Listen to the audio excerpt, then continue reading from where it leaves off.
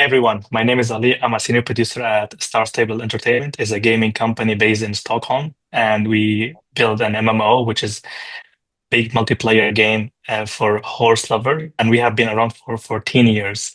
At Star Stable, I am the one helping my teams to do their best to know the priority. So yeah, and do all the communication. So basically, a lot of meetings. Our first question for today. Please share a decision that really changed your life. It is actually very simple. If you can see around me, there's a lot of gaming stuff because I'm so passionate about gaming. But I didn't start in gaming. I started something completely else, which is I'm grateful. It's always nice to build experience in different crafts before you end up in your dream job. So the decision that I took to leave my very stable, safe job and go to the gaming industry that I don't know, I never worked in, just following my passion, that's by far the best decision I've took in my life. Because since then, everything changed. As soon I took that decision, I start to push the limits. I start to do things I never imagined I will be doing, like traveling across the globe, do talks on the stage about gaming industry. Me, like being here on this podcast, would never happen if I just, in my opinion, if I didn't take that decision, which was very big, and I took it during COVID, which is it wasn't the best time to change your job. If your job is safe, you should stick to your job. But I said, you know what, it's time to do this. Yeah, that was by far the biggest decision I've took in my life. Thanks for sharing. And for our audience, please give advice about gaming industry for person who maybe want to enter this industry. What to do the first? What are the next steps? Yeah, so gaming industry is very, very nice industry. I'm biased. I love it so much, but it's very big. It's a lot of potential. It's bigger than movies and music combined. That's how big it is. So it's massive. It's not that easy to enter. So I'm saying that not to scare you. I just want you to be more prepared. To join the gaming industry, of course, if you play games, that it's a good start. You know what it is about. You know kind of the complexity of making a game, but you won't really understand until you make your first game, which is my first tip. To show that you're really interested, it's time to ask me, hey Ollie, like I don't know where to start. Yeah, that's used to be a good excuse 15 years ago, but now with the internet and YouTube and all these free resources, I don't believe anyone to have an excuse not to learn any skill. I can guarantee you can build your own game from free resources using a free engine, free assets. You can do it A to Z without need to pay anything. But of course, it will require time and commitment. So there's a lot of amazing YouTube channels. I keep sharing a lot of resources on my YouTube for people to read and get inspiration from. So to start in the gaming industry, I highly recommend building a game first. But hey, build a game super simple. The simplest game you could even imagine, just like something jumping on the screen, like a really Pong or something very minimal, like Flappy Bird. Don't try to make this 3D car driving. You will most likely you won't be able to deliver, and unless you have a good experience or you have been building games for longer as a hobby. So it's your first game, make something very simple. Build your network, which I highly recommend. Have a LinkedIn account, build your network towards the gaming industry. So make your first game or learn how to make your first game, building your network. And you need to read the job ads to understand what skills you're missing, or ask someone who's in the industry and say, hey, these are my skills. What do I need to do this? Maybe you don't even know what kind of positions do we have. Then you need to definitely read what game designer is, what a programmer will do, what an artist will do. When you do all these kind of steps here and there, I believe you will be way more equipped to join the industry. Thank you so much.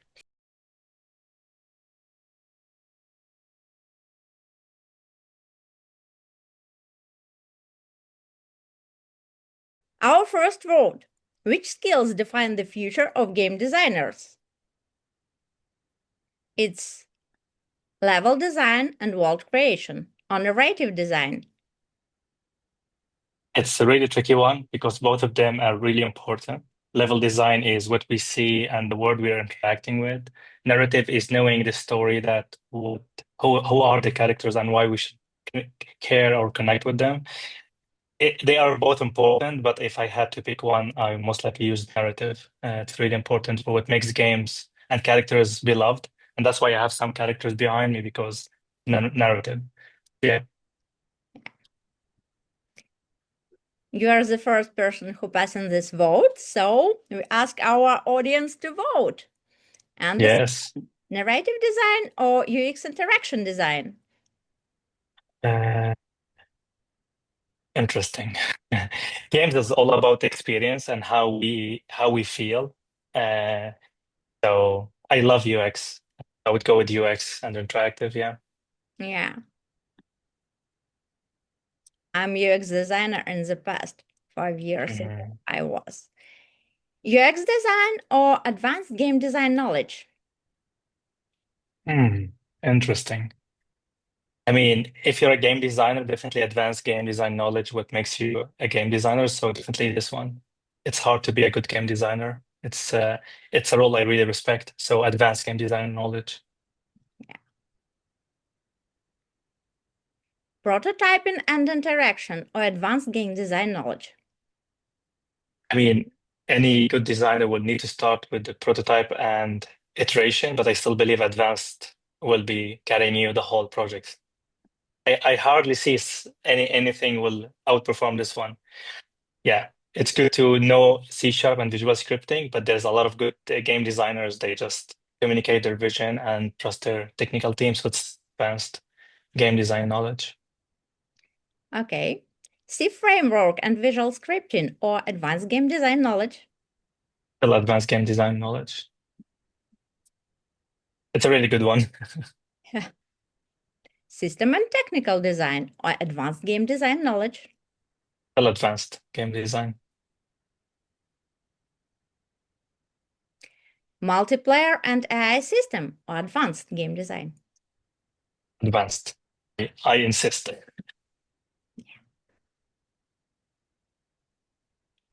And for sure, let's see our stats. And our winner is advanced game design knowledge. Yeah. The second one is UX and interaction design. Mhm. The third one is narrative design. Then following level design and world creation, prototyping and interaction, C framework and visual scripting, system and technical design, multiplayer and AI systems. Sounds Thanks good. so much. Thanks so much. The vote was really interesting. Okay.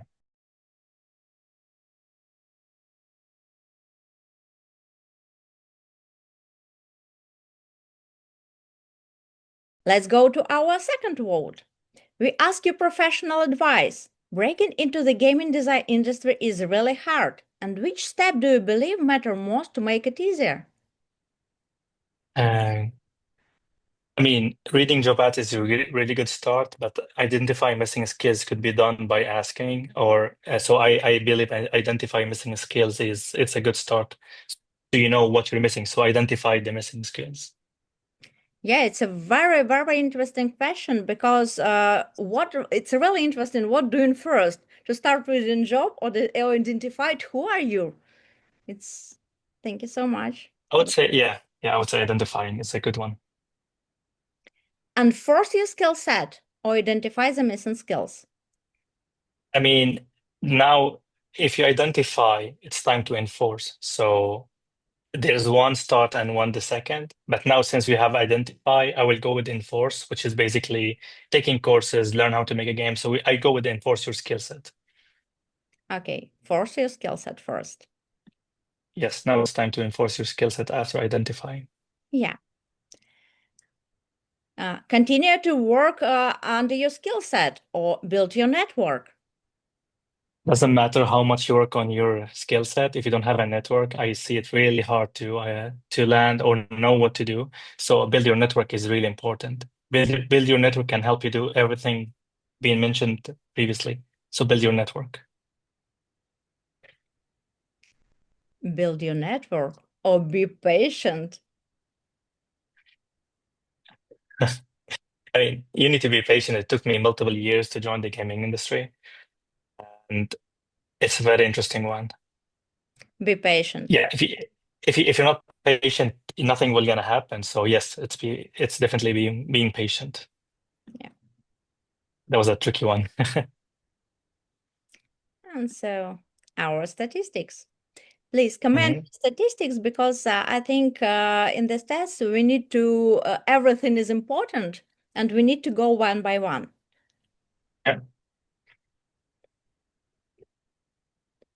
So build your network was the winner with 46%. Yeah. And so build, And then yeah, yeah, then be patient, then identify missing skills, enforce your skill set, and start reading job and ads frequently. Yeah. that sounds good. It's a good like order. Okay. So thanks so much.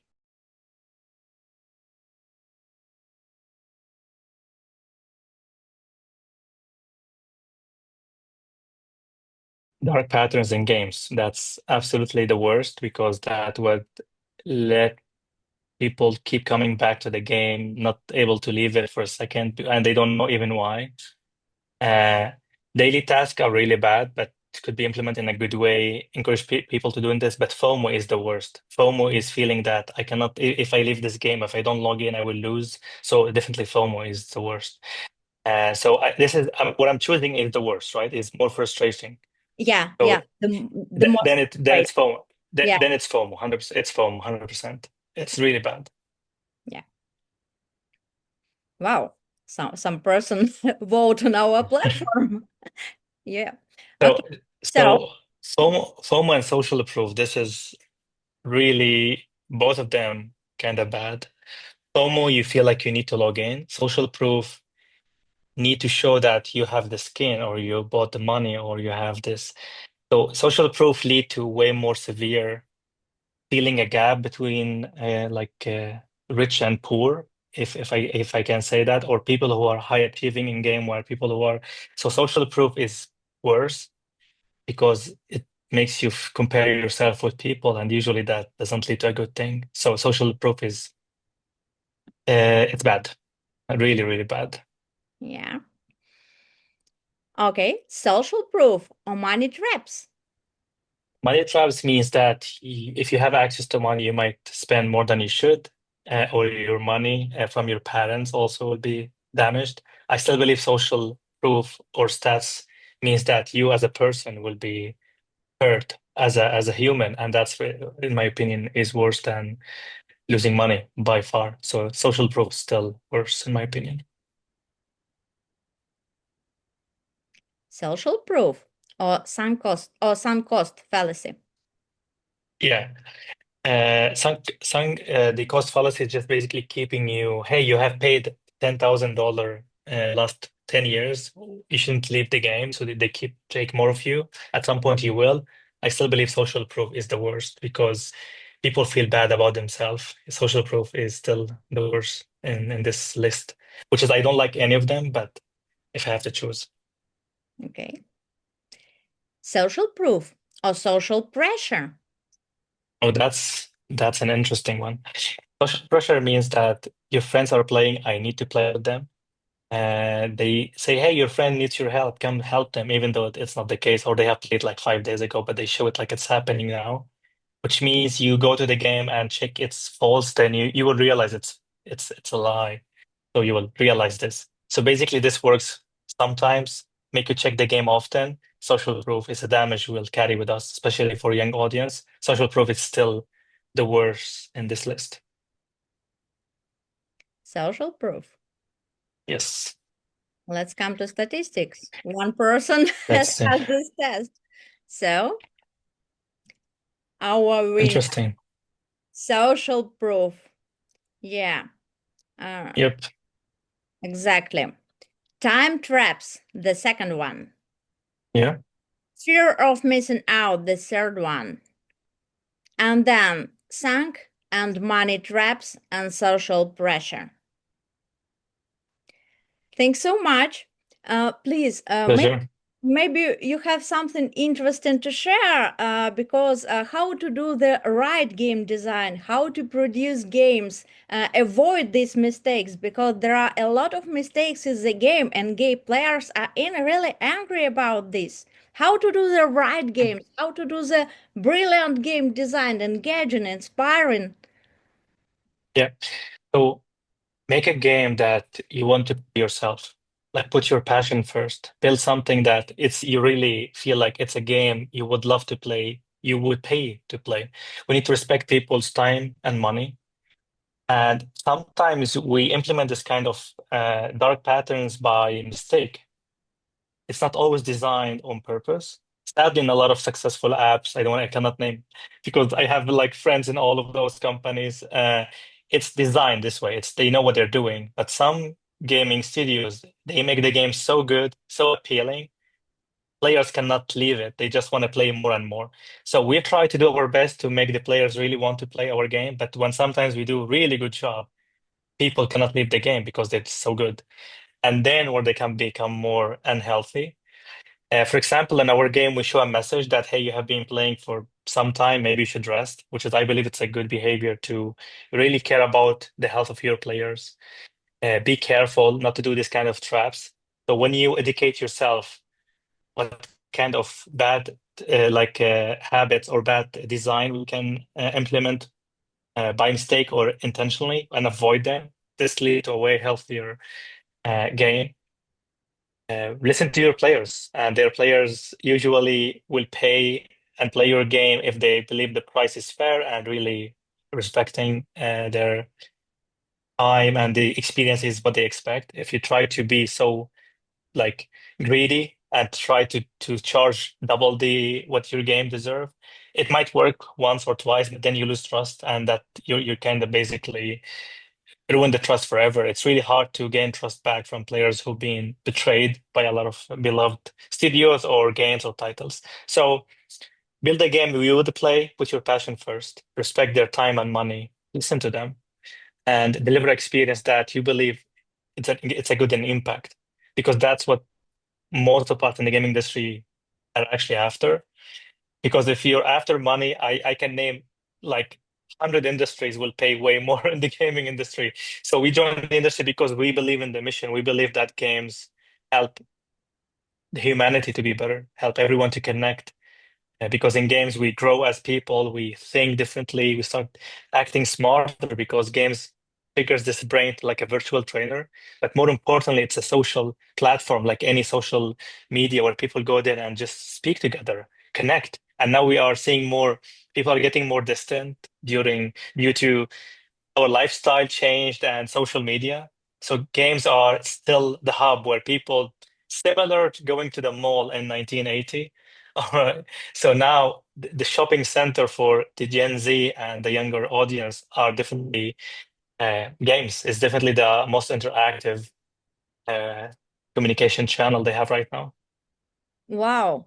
It's really interesting, really, because we are social network oriented for Gen Z. And one more additional question, because the topic is very interesting. What is the modern game today? And what it will be in future for Gen Z? For example, maybe it will be a social network, maybe it will be a marketplace, maybe Mm. games will be the main communication platform. What it be in future and what it is now? So we're not Gen Z. So first of all, we need to be closer with Gen Z and understand their behavior. Uh, Gen Z right now they are leading the. Let's be honest, it's we still. I feel like we were leading, and now we need to collaborate and understand their needs and develop something that works for both of us. It's a very interesting era. So Gen Z they behave in a lot of different ways, which is I understand. We came from kind of different decades even. So they use social media depends on the purpose. So they use TikTok to communicate something, but then they speak to the same person with different social media because the subject is different.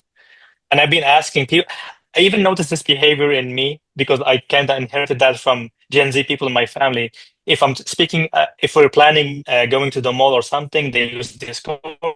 But if we're just sharing something funny, we use TikTok. But it's a different fun things. It goes to Instagram or Reels. So different platforms have different purposes, and the lifespan of the content is a lot fast paced. Not as like you used to be watching things for like 2 hours documentary. Now Gen Z used to like quick, quick, quick, 30 seconds and a lot of like interruptions, which means the way to get their attention is different than the way to get our attention, which means that's something we need to adapt to. Uh, and social is a big part of it. But what a lot of people miss, and something I would like to say here, I don't believe I've said that ever. Every games or most of the studios, they try to do high graphical 4K, the best graphics ever. That used to work on us back in the days. The more closer to realistic is, the more like, wow, this game I'm gonna buy.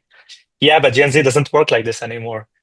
Those people have seen 4K in their hands where they used to be like few years old in the iPad or something. So 4K, 8K, it's not appealing anymore. It's the opposite, actually. If you look at very low graphic, pixelated, this is way more interesting. Wow, that's something I haven't seen. That's really more appealing. So what used to work for us is not the case. It won't work on Gen Z anymore. So there's going to be a very shift in mind. So they will love it when it's more low poly.